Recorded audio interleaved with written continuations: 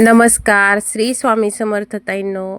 आज आहे स्वामी प्रगट दिन. बरं, तुम्हाला व्हिडिओ आवडला तर लाईक करा. इथं सकाळी सकाळी 8च्या आरतीला आले होते. तुम्हा सगळ्यांना स्वामी प्रगट दिनाच्या खूप खूप शुभेच्छा.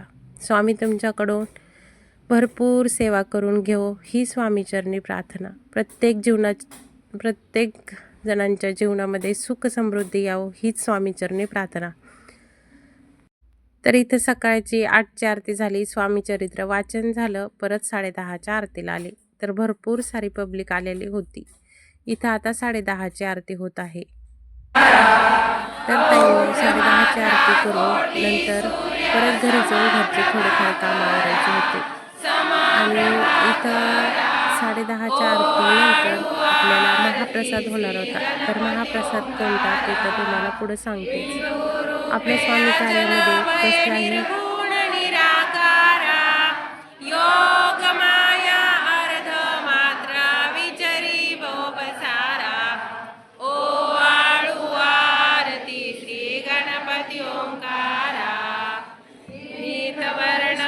झाली आणि प्रगट झाल्यानंतर गोट्या खेळल्यानंतर त्या बालकाने विजय सिंगला हरवलं आणि हरवल्यानंतर सांगितलं, हे बघ, हे गोट्या तुला धर, उष्ण धर, उदार धर, मी ह्या गोट्या तुला मी पुढच्या जन्मी तुला भेटेल, असं म्हणून ते तिथं गुप्त झाले. गुप्त झाल्यानंतर 1849 मध्ये पुन्हा प्रगट झाले. आता मी तुम्हाला एक छोटासा प्रश्न करणार आहे. स्वामी महाराज आज जगात आहेत, परंतु समाधी घेतल्यापर्यंत किती वर्ष ते हयात आहेत याचं मला तुम्ही उत्तर द्या. शेवटी 1849, त्याच्यानंतर श्रीपाद श्री वल्लभ 150 वर्षे, त्यानंतर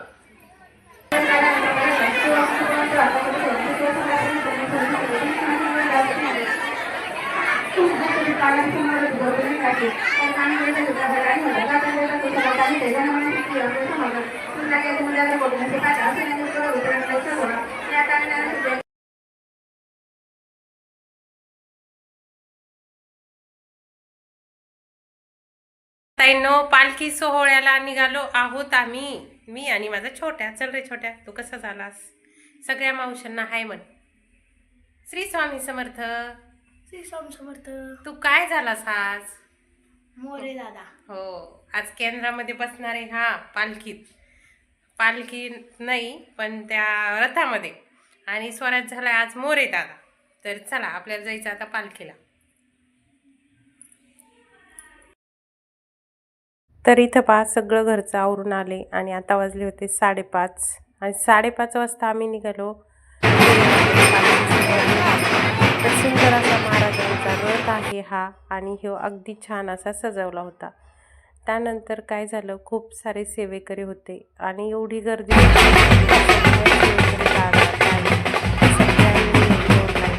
कारण रोडवरती पालखी सोहळा काढणं म्हणजे सोपं नाही. खूप मोठे रोडला वाहनं येत राहतात आणि ते योग्य वाटत नाही. आपण सगळे मिळून चाललो, त्यामुळे सगळ्यांना व्यवस्थित शिस्तीने सगळे सेवेकरी मनाने व्यवस्थित 2 रांगा केल्या आणि मस्तपैकी चालली. महाराजांची पालखीसुद्धा खूप सुंदर सजवली, अगदी दिसत लागेल अशी. आणि मग सगळे सेवेकरी मस्त निघाले. आता पहा, खूप अंतर करत होता. सुंदर असा डीजे सुद्धा लावलेला होता. कशासाठी? डीजे स्वामी सेवेकरी अगदी ताईंनो खूप थाटामाटात ही आपली स्वामी पालखी निघाली होती फेरीसाठी. तर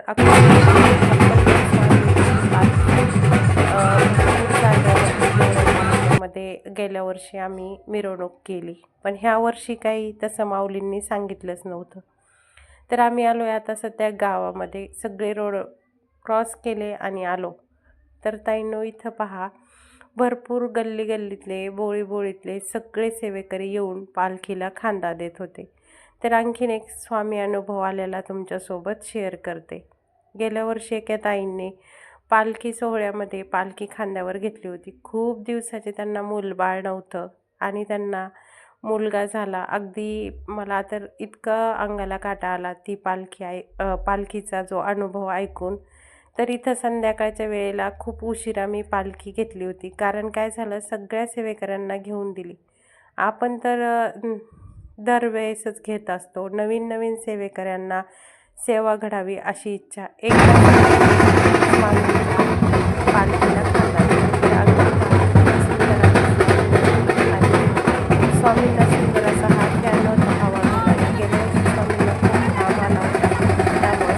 तर इथं मस्तपैकी खांदा दिला मी स्वामींना. स्वामी, मी जोपर्यंत माझा जीव आहे, जोपर्यंत जिवंत आहे, तोपर्यंत मी तुम्हाला हा माझा खांदा देणार. कारण माझ्या डोक्यावरचे वजन तुम्ही कायमस्वरूपीचे खाली घेतले आहे. माझा तर हक्क आहे मग एवढं वजन तर खांद्यावर घ्यायचा. बरं ताईंनो, तुम्हाला आजचा स्वामींचा हा उत्सव कसा वाटला मला नक्की कमेंट करून सांगा. आणि इथं पहा, खूप साऱ्या बायका मस्तपैकी पावले खेळत होत्या. सगळ्या बायकांनी छान पावल्या खेळल्या आणि आनंद इतका होता की विचारताच सोय नाही. हा आनंद फक्त दरवर्षी एकाच दिवशी साजरा होतो, तो म्हणजे स्वामी प्रगट दिन, म्हणजे स्वामींचा वाढदिवस. हा स्वामींचा वाढदिवस प्रत्येक सेवेकरी गेवराई तालुक्यामध्ये साजरा करतो. कारण हा साजरा करण्यासाठी खूप सेवेकरी आतुरतेने वाट पाहत असतात स्वामी प्रगट दिनानिमित्त. इथं छान असे हे जे काही आहेत तोफा अगदी सुंदर अशा वाजत होत्या, पण मात्र डीजेचा आवाज त्यामध्ये आला असता. तर इथं पहा, मस्तपैकी आपल्या स्वामींना रथात बसवलं होतं आणि छान असा रथसुद्धा सुंदर सजवलेला होता. हा सुंदर रथ सजवला, त्यामध्ये स्वामींचा फोटो आणि पालखीमध्ये सुद्धा स्वामींचा फोटो होता. त्यानंतर गेवराई तालुक्यामध्ये आत्ताच एक 15 दिवसापूर्वी शिवाजी महाराजांची सुंदर अशी मूर्ती बसवण्यात आलेली आहे चौकात. तिथंसुद्धा सगळ्यांनी मिळून छान अशी फेरी घेतली स्वामींच्या पालखीची महाराजांपाशी. अगदी रोडवरती सुद्धा सगळ्या सेवेकऱ्यांनी सुंदर अशी शिस्त पाळली. आता आम्ही केंद्रामध्ये आलो. तर केंद्रामध्ये आल्यावर लोकांना खूप आनंद झाला होता. सुखरूप सगळे सेवेकरी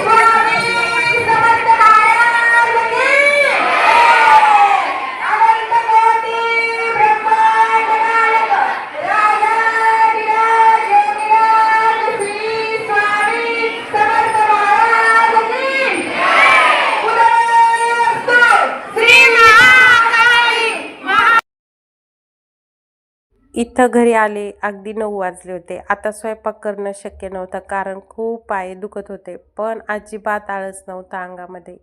मस्तपैकी खिचडीचं सगळं चिरून घेतलं, कुकर लावलं आणि सुंदर अशा ह्या कैऱ्या होत्या बाजारातून आणलेल्या. याला मीठ आणि मस्तपैकी हळद लावली. छान असं याचं लोणचं तयार करून घेतलं. मीठ हळद लावली तर अगदी चवीला छान लागते ही कैरी.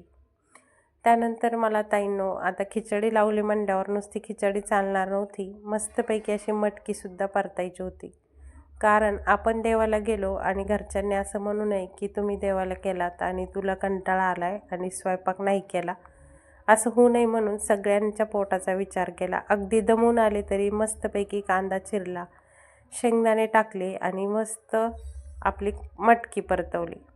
कारण मटकी ही आमच्या घरात प्रत्येकाला आवडते. फक्त एवढंच होतं की थोडा वेळ जास्त लागणार होता. नुसती खिचडी म्हणलं असतं की पटकन जेवण झाले असते. मटकी परतून घेतली आणि मीठ हळद टाकून कैरीसुद्धा सुंदर करून घेतली.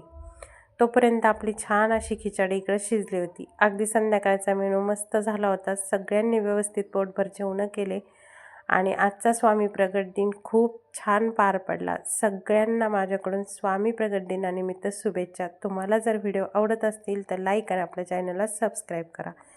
इथं स्वच्छ किचन आवरून ठेवलं कारण आता उद्याचं सगळे काम याच्यातच होणार होते. तर चला भेटूया उद्या. श्री स्वामी समर्थ.